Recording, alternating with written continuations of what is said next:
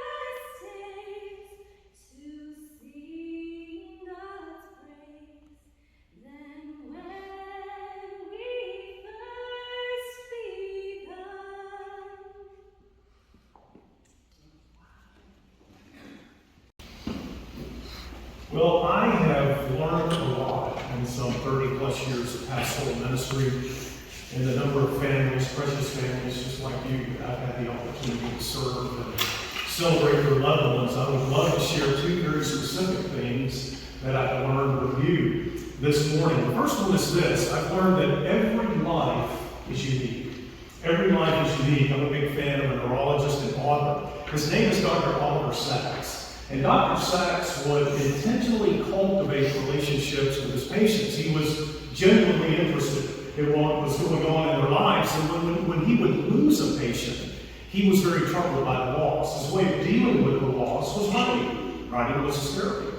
And as a result, Dr. Sacks left many, many treasures for us. And I'd love to share one with you now. He wrote these words: "There will be no one like us when we are gone, but then there is no one like anyone else ever.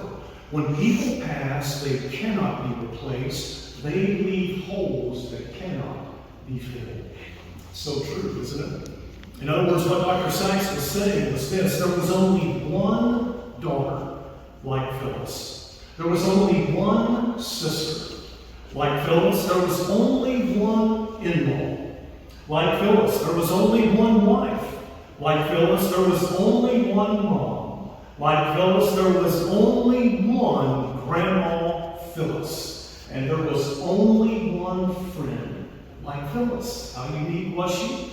There will never, ever be another. She was a one-of-a-kind, exclusive addition, and she was a gift. She was a gift to all of you for 88 years. 88 years young. Every life is unique. The second thing I've learned is every life tells a story. And we all love storytelling. I love storytelling, so let's go back. Let's go back to February 14th, Valentine's Day, I believe, in 1935. 1935, Franklin D. Roosevelt was president of the good old US of A. And in Lexington, Nebraska, a young couple, I presume, Eleanor and Daniel Campbell, introduced to the world for the very first time this little bundle of joy. A little baby girl, and they called her Phyllis Jean. Phyllis Jean. Fast forward, May 31st, 2023, Phyllis Jean Raymond, 88 years of age, was claimed by heaven and changed her home address. That's all she did. She changed her home address. I love one of my favorite heroes is Billy Graham. Reverend Billy Graham used to say this. He used to say, death for the believer is nothing more than a chariot that our Heavenly Father sends to escort His children home. Now, he could say that with confidence because of what the Apostle Paul wrote, 2 Corinthians 5:8. Paul wrote, to be absent from the body is to be present with the Lord. So this much we know, on our last breath here, our very next, we're in the very presence of the Lord Himself. Whatever that looks like in the spiritual realm, whatever it looks like in the spiritual realm. In May 31st, I know it was a hard day. I've been there. I know it was a hard day. But think with me for a moment. Phyllis, standing in the very presence of the Lord. And I am certain she heard the words. I call them the end-game words. If you're a believer, they're the words you long to hear. Certainly the words I long to hear, I have no doubt. She heard them from Christ Himself on May 31st. Well done, my good and faithful servant. Enter into the joy of your Father. May 31st. What a day for her. What a day for her. Phyllis was born during the Great Depression and experienced as a young girl the hardships the country faced during World War II. Living through these events, she learned determination, resilience, and self-reliance. These traits served her well as she joined the U.S. Air Force shortly after high school, where she trained as a ground radio repairman during the Korean War. So it would only be appropriate just to pause for a moment and thank her and acknowledge her service to our country. I am grateful for her. It's because of men and women like her that we get to wake up every morning and continue to know, expect, and enjoy the freedom that we have in this great country. So thank you, Phyllis, for serving our country. It was during her enlistment that she met James Raymond. This sentence, I highlighted this sentence, I have shared it with so many people. She later said that holding his hand felt like home. I've been doing this a long time. One of the best sentences I have ever read in an obituary. She later said that holding his hand felt like home. Just beautiful. Her next chapter in life saw her marrying James and raising well-educated and successful children. Determined to have a career as well as a family, she became a certified professional secretary and embarked upon a decades-long career with the Federal Aviation Administration. Phyllis received multiple commendations from the FAA throughout her career and a letter from the White House on her retirement from the FAA in 1994. Wow. She's predeceased by her husband of 65 years, James, and her son Jeff, and I know they both passed in 2018. And so that wasn't that long ago. So family, again, I'm sorry for those losses as well. And she's survived by her sisters, Marjorie, Carolyn, and Nancy, her sister-in-law, Betty, married to Arthur and their families, her two sons, there's Jerry, married to Judy, Joel, married to Martha, her daughter, Marley, married to Mark, her grandchildren, there's Jennifer, married to Michael, Jamie, married to Megan, Travis, and Aaron. Wow. What a life. What a life. And I have so enjoyed, from the moment I jumped on the obituary page and saw her picture, I was drawn in. She had me. And thank you again, Martha and Joel, for sharing a lot of her story with me, but I didn't know her. I wish I would have known her. I was a history major in college, and World War II was a part of my passion of study. And I would love to sit and talk with her about her service to our country, but obviously you all knew her. And I am going to open the mic now. I know it can be hard to do on days like today, but if anyone would like to come up and share a story about Phyllis or say a few words, I would welcome you to do that now. She gave me, over the course of many years before I actually left when I was 19, to start my own story, she gave me the strength and ability to do so many things. She taught me so many things, things that you wouldn't suspect, like how to get sudden cross stitch couple times. And she was so supportive of me, and even encouraged me so much. I remember when we lived out in the farm in Arkansas, that I got through 6th grade. Okay, and she felt so strongly about education that she managed to have our family move into a home in Arkansas and started a brand new life there, being a country person to a city person, and living in the suburbs. It was an amazing part of my life, and it really did change because I got into more technical and stuff. So I really can't imagine my life without her. It was just an amazing opportunity. So I can't say too much more. So I'll pass it on to you. Thank you so much.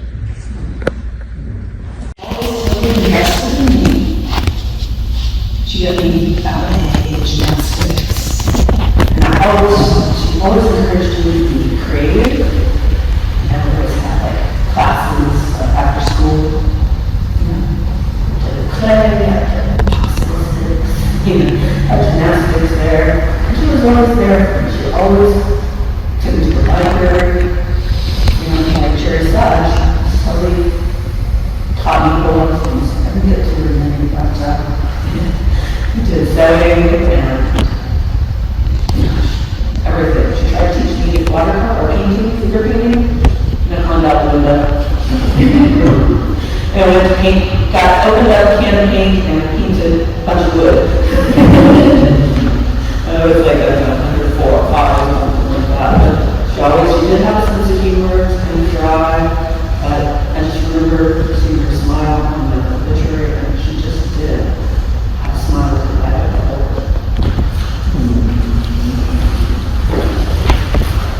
I thought it was a lot.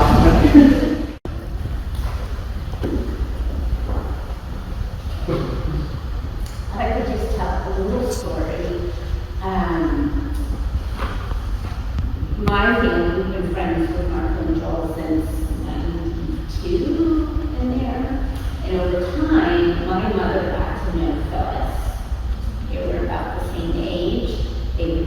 be here on holidays, and we started getting them together. The first time I think, Martha, you had a little fancy big tea or something at your house.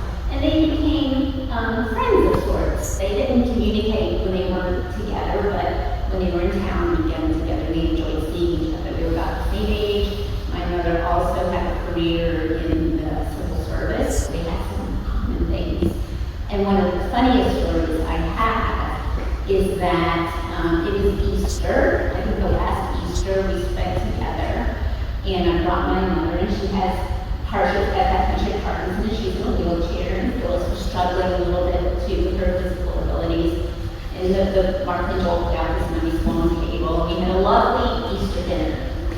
And we're chit-chatting, and Martha and I had decided it wasn't time for dessert.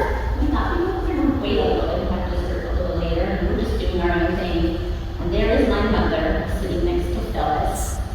And they look around, and they end up getting their knives and forks, and they start pounding on the table. And they're demanding, it is time for dessert. And so, of course, they got the dessert.